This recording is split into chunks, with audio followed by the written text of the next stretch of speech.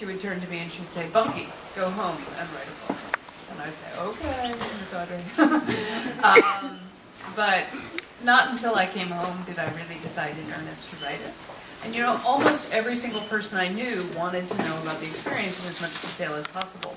In America, the world of prisons and jails is very hidden behind prison walls. The public has no idea really what happens. And so something I believed that if I chose to tell my own story, that readers might pick up the book who would not otherwise read a book about prison. And I believe very firmly that we have a very dehumanizing prison system in the United States, and when we recognize the people who live in prisons and jails as human beings, we are less inclined to allow a very bad system to continue. That was my hope. What kind of reactions did you get from friends and family after you decided to do a tell-all book about your time in prison? People were very supportive of the decision to write the book. My parents, you know, I spoke to them about it before, you know, I sort of said, this is what I think I'm going to do. And my father said, it's a good idea, it'll be like Candide.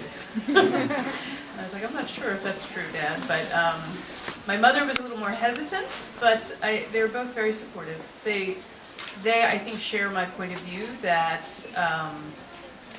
that more people need to know what the prison system is really like in the United States. Was it like a catharsis to write it? That was not what I was seeking when I chose to write the book, but definitely the process of the writing, you know, at times was that way.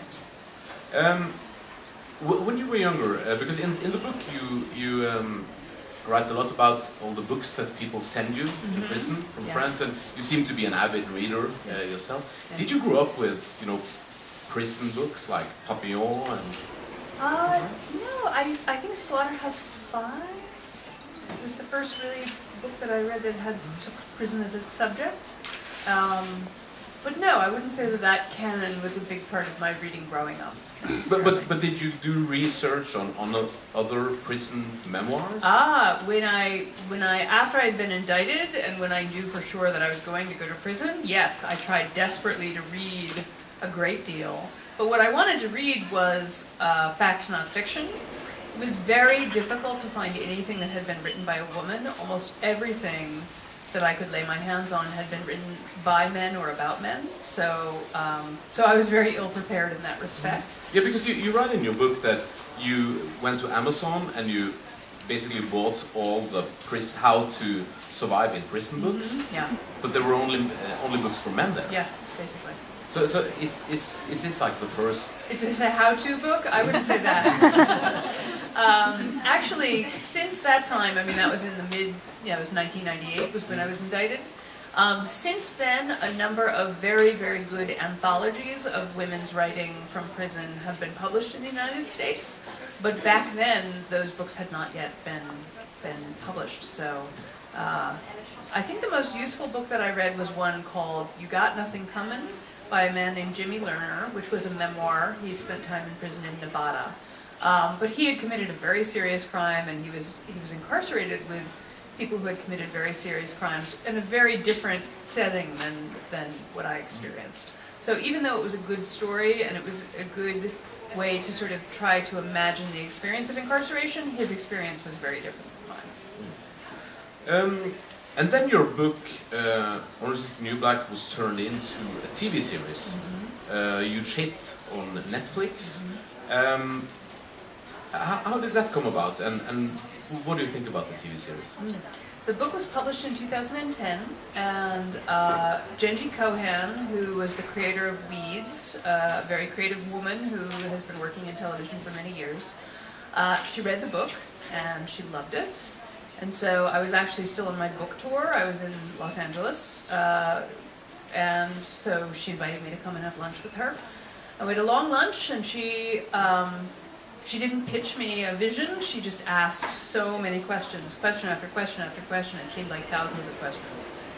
And she said, I would really like to do this as my next project. So the initial relationship was between me and Genji.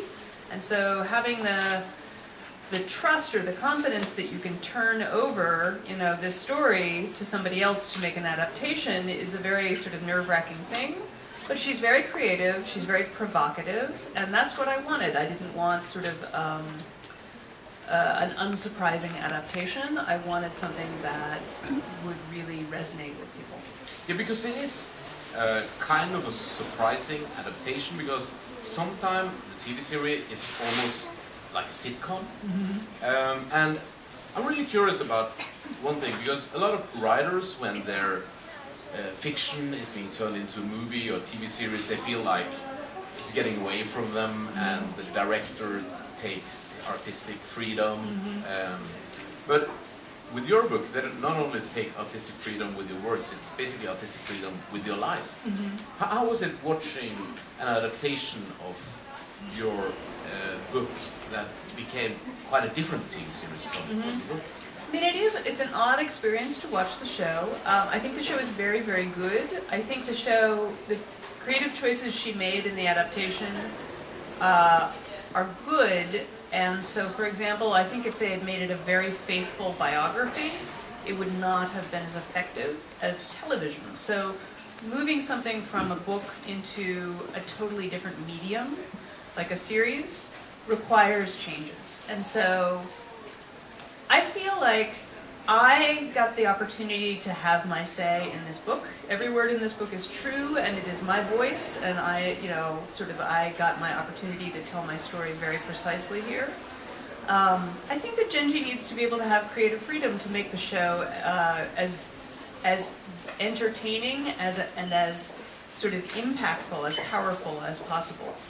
And I think the thing that is most provocative about the show is not the sex, necessarily, though of course there is sex. Anyone who watched Weeds would not be surprised by that. But I think what is provocative is that she uses humor and she uses these serious themes, and sometimes at the exact same time. Sometimes she uses humor to analyze the world.